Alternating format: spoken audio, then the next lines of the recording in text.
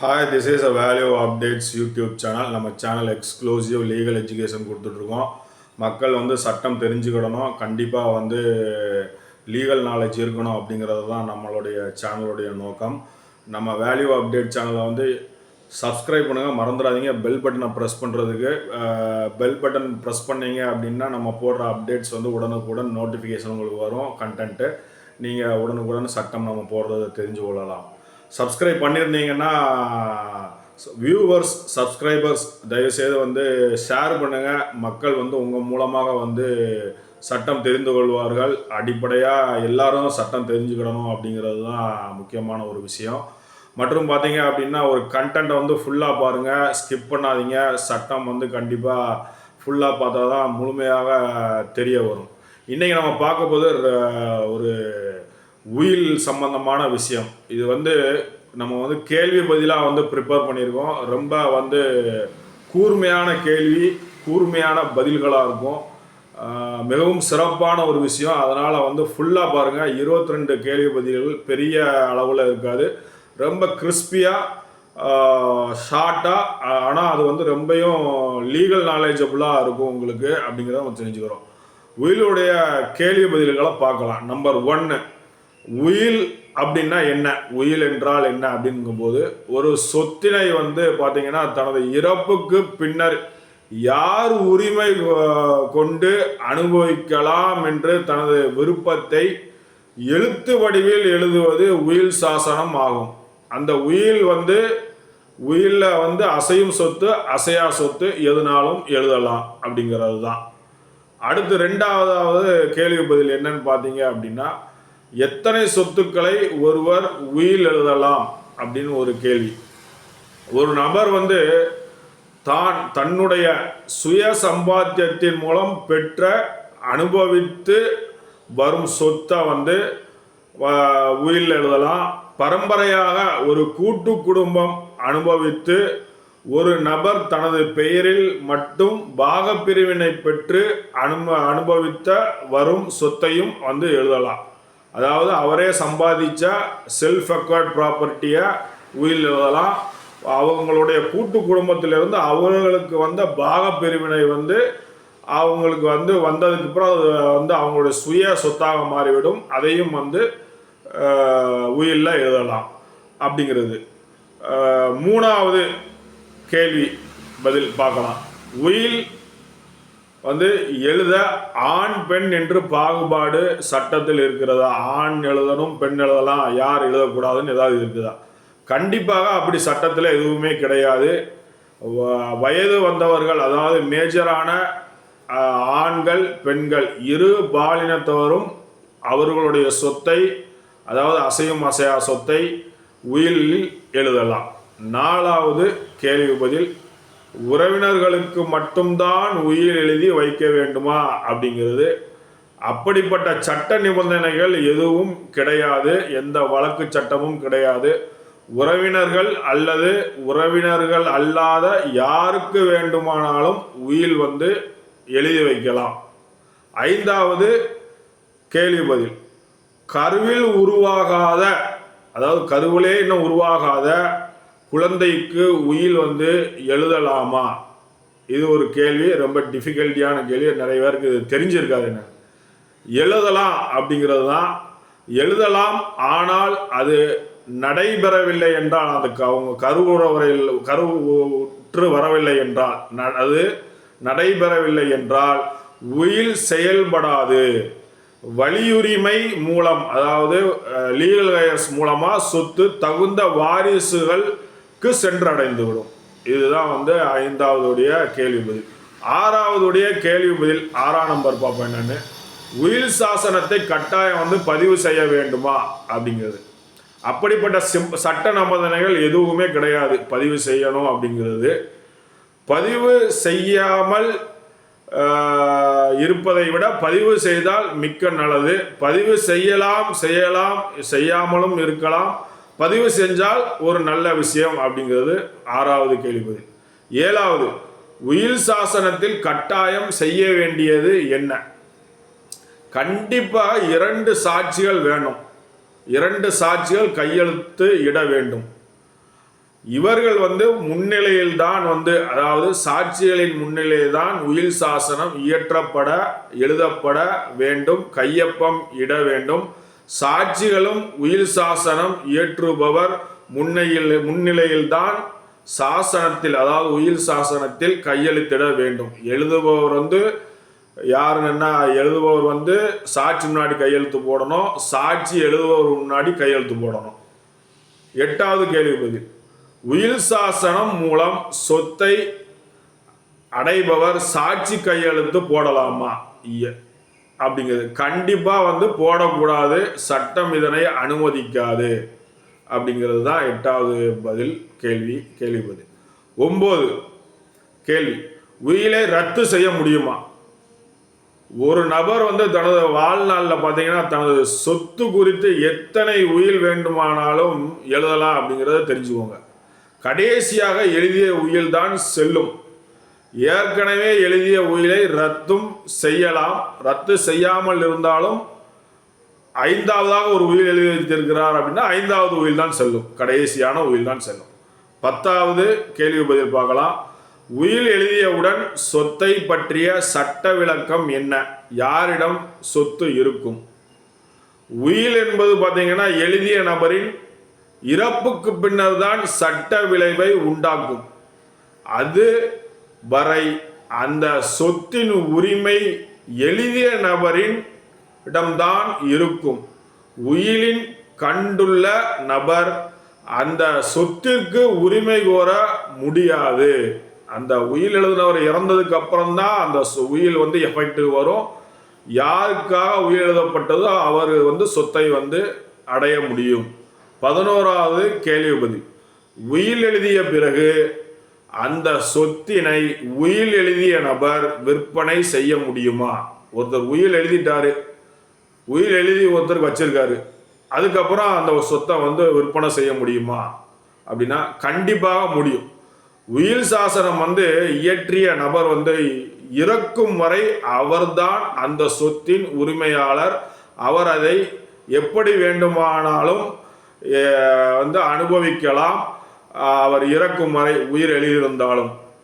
உயில் எழுதிவிட்டு அதை அவரே விற்றுவிட்டால் உயில் மூலம் பயனடைபவருக்கு எந்த வித சொத்தும் கிடைக்காது, உரிமையும் கிடைக்காது அப்படிங்கிறது தான் ஒரு விஷயம். 12வது கேள்வி பதில் நம்ம பார்க்கலாம். கொடை சாசனம், அதாவது கிஃப்ட் டீடு, உயில் சாசனத்திற்கும் என்ன வித்தியாசம் இருக்கு? கொடை சாசனம் அப்படின்னா கிஃப்ட் டீடு.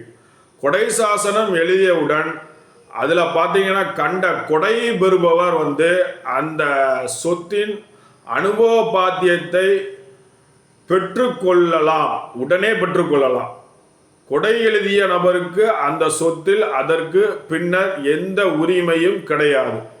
கொடை பெறுபவர் வந்து அந்த சொத்தினை பெற்று கொள்ளவில்லை என்றால் கொடை கொடுத்தவர் வந்து அந்த சொத்தின் மீது உரிமை கொண்டிருப்பார்.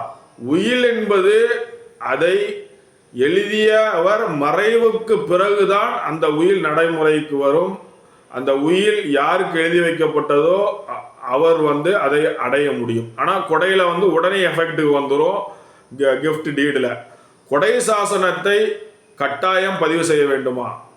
100 ரூபாய்க்கு மேல் சொத்து மதிப்பு இருந்தால் கட்டாயம் கொடையை, அதாவது கிஃப்ட் டீடை வந்து பதிவு செய்ய வேண்டும்.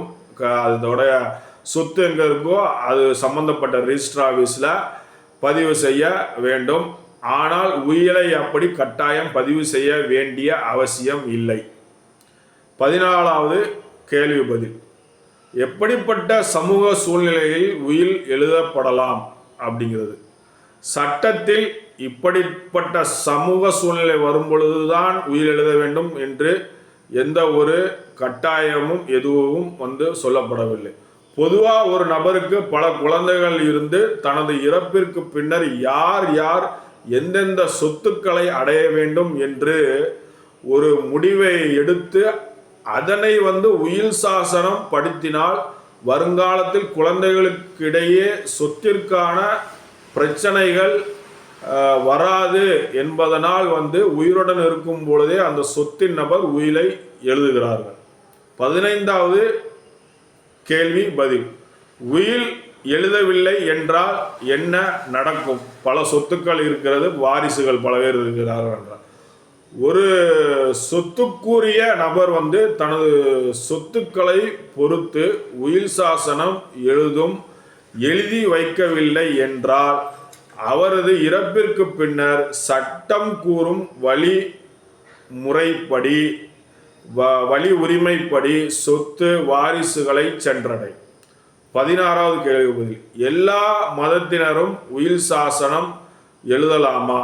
கண்டிப்பா எல்லா மதத்தினரும், அதாவது இந்துக்கள், கிறிஸ்தவர்கள், இஸ்லாமியர்கள், புத்திஸ்ட், அதே மாதிரி பல மதத்தினர் இருக்காங்க. எல்லாருமே வந்து உயில் சாசனம் எழுதலாம் அப்படிங்கிறது தான் வந்து பதில். 17வது கேள்வி பதில் பார்த்தீங்கன்னா, உயிலை முத்திரை தாளில் தான் எழுத வேண்டுமா அப்படிங்கிறது. சாதாரண தாளிலும் வந்து எழுதலாம். ஆனால் பார்த்தீங்கன்னா ஒருவர் சாவுக்கு பின்பே அது நடைமுறைக்கு வருவதால் நீதிமன்றத்தில் பின்னாளில் குறியீடு செய்ய தேவைப்படும் என்பதாலும் முத்திரைத்தாளில் எழுதினால் நல்லது.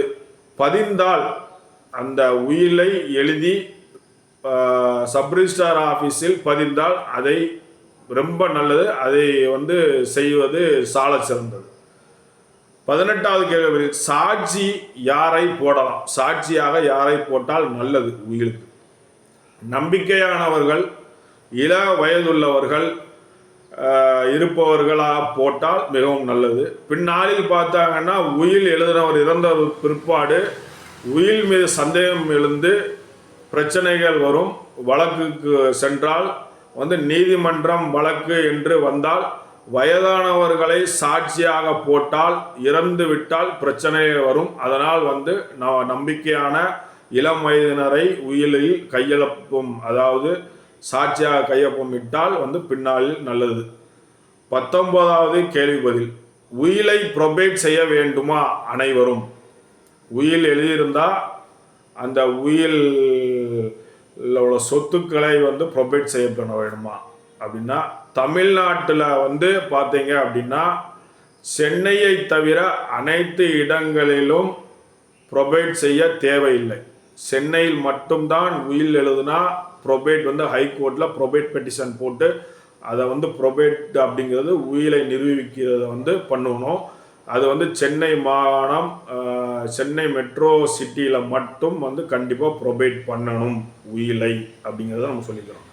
20வது கேள்வி பதில். உயிலை நோட்டரி பப்ளிக் முன் எழுதி வைத்து கொண்டால் செல்லுமா? கண்டிப்பாக செல்லும். நோட்டரி பப்ளிக் முன் எழுதினால் மிகவும் நல்லது. ஒரு அரசாங்கத்தினால் அவர் வந்து நியமிக்கப்பட்டு உள்ள ஒரு பொதுவான ஒரு நபர்.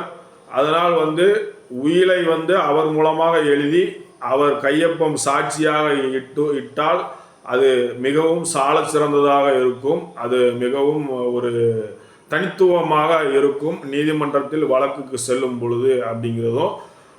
வழக்கிற்கு சென்றால் வந்து அந்த நோட்டரி பப்ளிக் சாட்சியை வந்து விசாரிப்பார்கள் அப்படிங்கிறதும் நம்ம வந்து தெரிவிச்சுக்கிறோம். 21வது கேள்வி பதில் வந்து உயிலை பத்திர அலுவலகத்தில் பதிய என்ன நடைமுறை அப்படின்னு பார்க்கும் பொழுது, உயில் பார்த்தீங்கன்னா எந்த பத்திர அலுவலகத்திலும் பதியலாம்.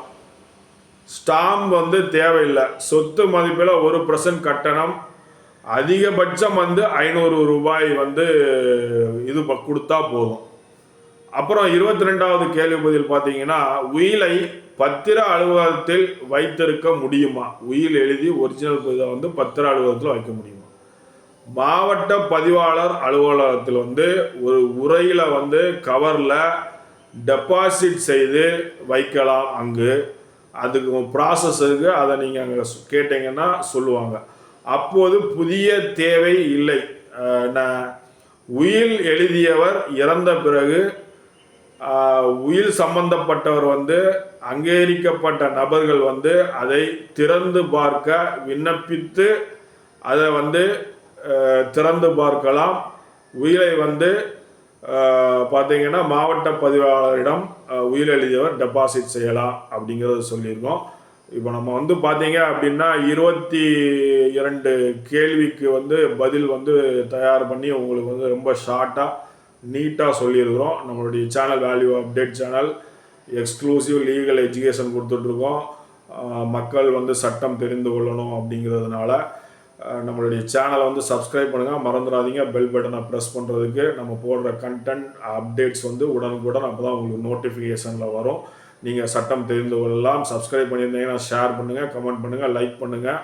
உயில் சம்பந்தமாக தான் உங்களுக்கு ஏதாவது சந்தேகம் இருந்தாலும் நீங்கள் நம்ம கமெண்ட் பண்ணுங்கள். நம்ம வந்து அதுக்கு உண்டான சட்ட ஆலோசனை வந்து நம்ம கமெண்ட் பாக்ஸ்லேயே வந்து ரிப்ளையாக வந்து கொடுப்போம்.